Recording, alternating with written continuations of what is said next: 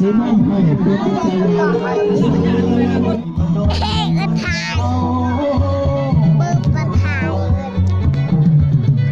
สาตาสวยเกิดเป็นคนชอบสิขอเดินทางใหม่เนี่ยนางเอกกันคนใจคนเนี่ยจะไม่เลี้ยวคนสิ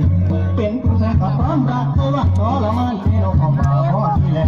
แนวคนเป็นคือเพศกับคนคือคนสองคนน้ำนวลทางกายเจ็บปวดให้ใจดีนักหนาเจ็บปวดให้ใจดีนักหนาหวานมีว่าเธอสมหนังทองคงที่นั่งทองคง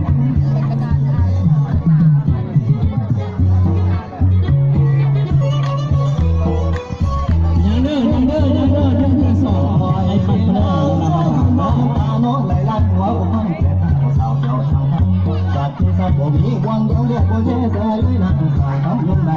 ใจคนแทบว่าเป็นแค่นุ่มน้องคนสูงพี่แต่จะใช้เสาทุกวันพอถึงนั้นผมสิวันสิบตกปากได้เสียงไม่ลงไปสวยนักน้อง